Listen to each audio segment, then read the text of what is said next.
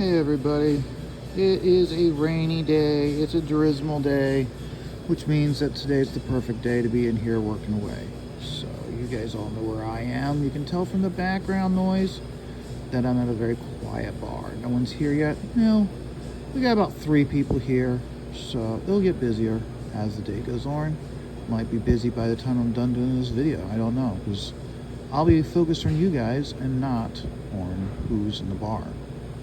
So, thank you very much for Marcus Killigrew, Michael Dici, and Something is Life for your comments from yesterday's video. I was just trying to convey what Shane's going through, and which meant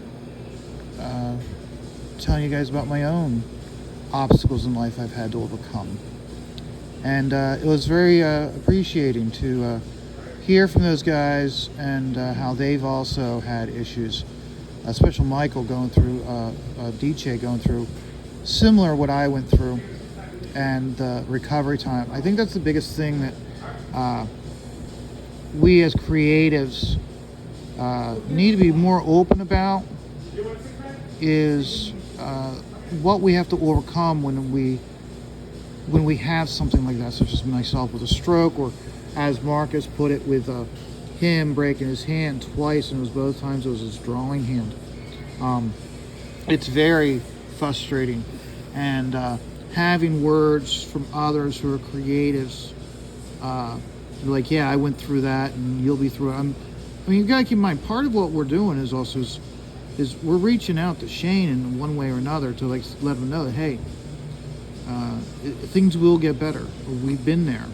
Now, he may not believe that because of his mental state at the time, but it's important for us to convey our personal experiences one way or another, so that way he can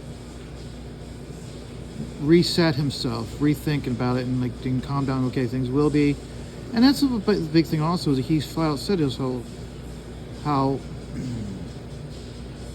he tried to get as much of the book done as possible before he went to the surgery, and the book's still not done. And that type of open communication with your backers is what causes you to keep sales and earn more sales, because your audience understands that. It's not like, think about it this way, how many times did we go to a local comic book store on a weekly basis, and we would go in there, and all of a sudden this one series that we were getting that we were really liking, all of a sudden there'd be a different artist in there, and we wouldn't know what the reason is for why we have a different artist in doing the book as opposed to the regular artist who is in there. And that's important that we now understand that that's the reason why, like, this artist had a medical issue or something happened to cause them to get behind. And so that way, I'm sure if more and more artists were to open up about events that happen inside the industry over the years, we would understand why certain artists were pulled from books and not just their sheer laziness. Now, when I say that, you have to keep in mind there's some artists like George Perez. We'll use George Perez as an example. He, in his conversations, he freely admitted how there was many times how he was too slow, or he got lazy, or he's unmotivated, and that's what caused him to miss deadlines and cause the companies to have to scramble to get someone else to fill in for him. These instances with crowdfunding, you don't really have that, and that's where open communication is so vitally important. So let's see here. Let's see here. Is this light enough? Yeah, it's light enough. So, but no, I appreciate everybody reaching out to me with your comments. They're greatly appreciated. And so, last night or in the chat, very fun episode, very positive episode. I feel that I fumbled the ball with my review. It was last minute. We weren't sure if Stat was going to be there, and I really didn't have time to prepare for it. So, I mean, that's the reason why I will definitely, the next time I do a 5-minute book review, it will be much better. I will be fully prepared to do a full review. What I'll do is I will send Vanessa pages for her to show while I'm doing my review, and it'll be much more prepared, much more concise. I'll probably do I'll write out like an outline of what I want to say, so that way it's not off the cuff. I don't do well when it's off the cuff, when it's impromptu. I do need to have some structure and write it out. That's the reason why lots of times I'm more reactionary to what others are saying with my opinions or in the chat, is I feed off of them. And you gotta keep in mind also, what was so nice about last night's episode was fun. And here's the biggest thing is that by and large, all the comments, both from us or in the panel and from you guys in the chat, it was all constructive. And it was one of those where it's like, I don't have a problem with the artist, I don't have a problem with the creative team, but this is the problem I have with this logo. And it was, I hope that it was constructive for the creators, for them to go back and look at it and go, yeah. Or for other creators, such as Phil Diaz, be like, okay, I'm on the right track. I'm doing the right thing with my Lost Pages logos. Like I said, that's the nicest thing about the Lost Pages, is that the way that green, with that flame he has surrounding it, he can change that color of that flame, so he doesn't have to change the logo tag, the colors, or the book part, and it still will stand out against the cover itself. Because that's one of the biggest things we're always saying, is how the covers have to be dynamic, and the covers have to be action. It has to tell a story. We don't want GQ covers. If we want a GQ cover, we'll go watch it. We'll go look at oh jeez. Okay, I'm gonna turn this around. I'm sorry guys, I didn't realize I was all the way at the very bottom. Okay. Let's go over here. Let's start over here, and we will. Yeah. Or you know what I'll do? I'll do over here. I'll do with the eye, because I need to work on this part. So, but no, I enjoyed. I enjoyed the show very much, and it really actually also opened my eyes and made me really think about, and I really appreciate why the logo, the title logos, how important it is to develop a logo for your book that becomes iconic, or becomes a symbol of the book itself. If you think about it, we don't even need a book anymore to say Superman anymore.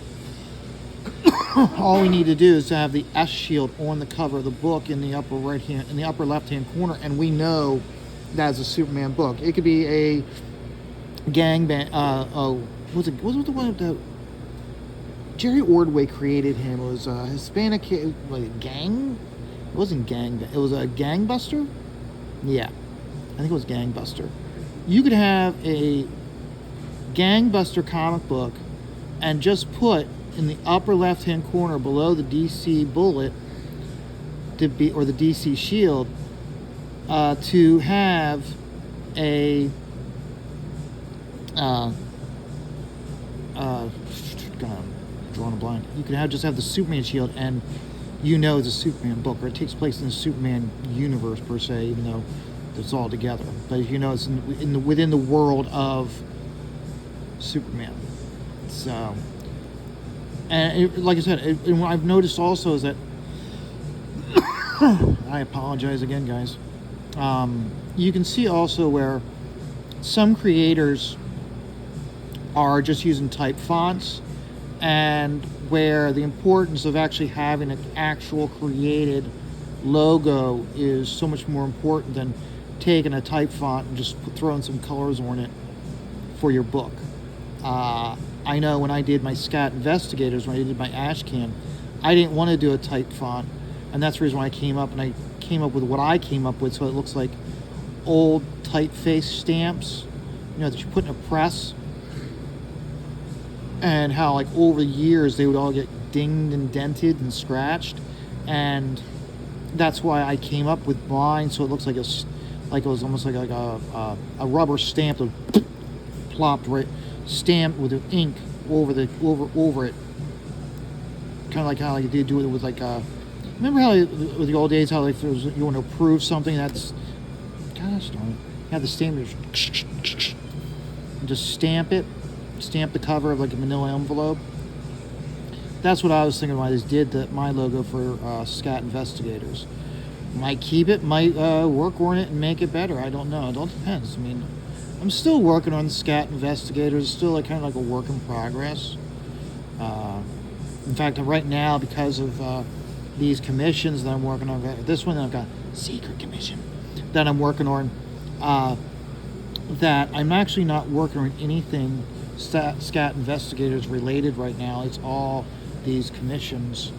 So, but no, I found the biggest thing I found about the show is that it was positive, it was engaging and positive. That was the biggest thing, is it was positive, and we need more positivity. And the fact that the audience wanted to be positive and it didn't turn into a therapy session, because that's what I enjoyed. Where I enjoyed Jeremy's Lord Cracker, Jeremy Fire and Ice, where I enjoyed his show with Snuggie and Aldous and all the guests, where I enjoyed it. The problem I had is it was turning into a therapy session, kind of like a bitch session. And where I understand that's needed, we also have to, we want to be entertained. We want to be entertained. We want to talk comics, and that's where I found that we need more of that. I mean, that's the reason why I really am starting to go back towards Joe Sontag. Now, I've always been a fan of the Professionals. Anything that they do and any stream they do is comics related. But Joe Sontag's sticking to that also, where he does reviews, and he's actually stepping out there. He's no longer doing just exclusively Image stuff. He's actually going in and doing other DC and Marvel stuff, which I find very enjoyable. So I can find yourself a fun positive stream, because really at the end of the day, if you allow all of this drama to eat you up, or even these therapy sessions that dominate all your time, it's not going to be fun anymore for you. And it's one of those where it's like, I don't want to do this anymore.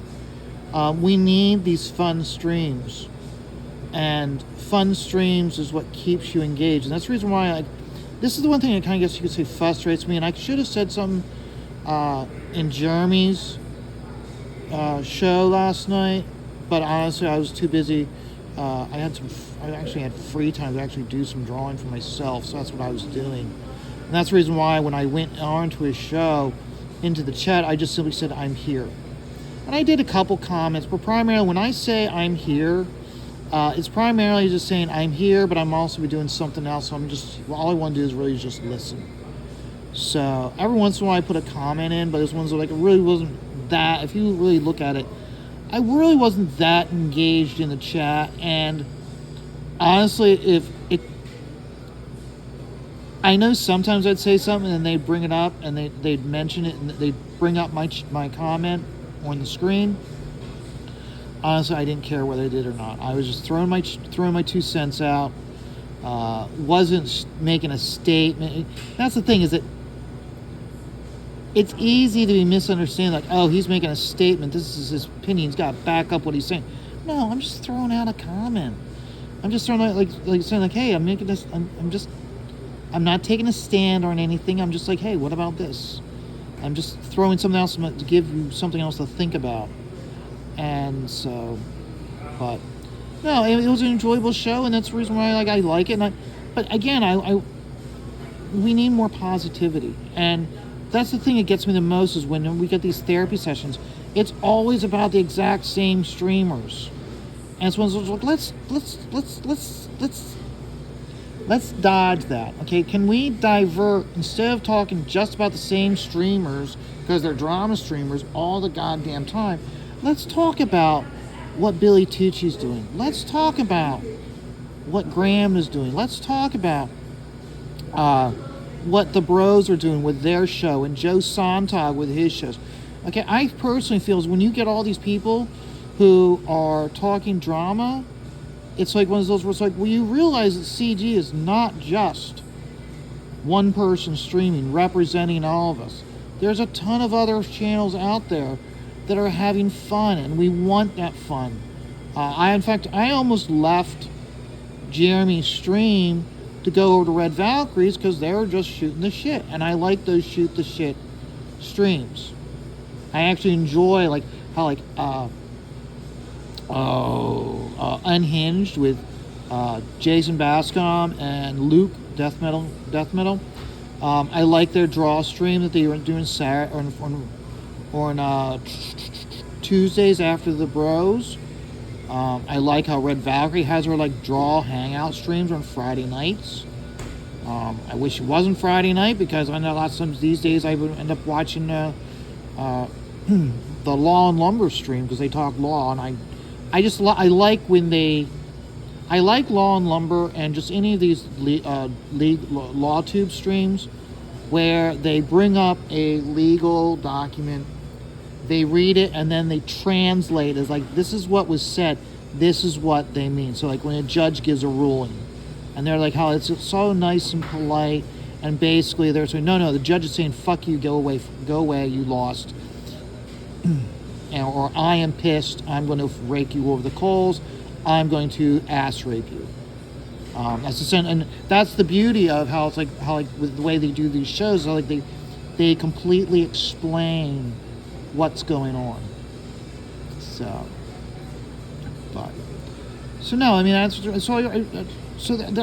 We need more positivity. I wish we had more of that, and that's the reason why I always say, with all this drama going on,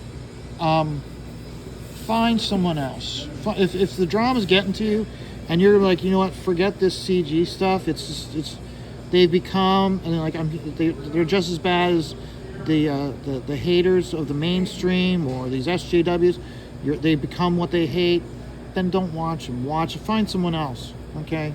I always find myself going to check out other streamers when the drama gets to be too bad. But hey guys, I could keep going, but I really want to get back to this or stay working on this, but I can't because I got the other piece I'm working on. So I'm hitting about the 20-minute mark. I've been trying to keep them at 20 minutes. So you guys have a great day, and remember, life is stressful. Just take it all one dot at a time and find a positive stream.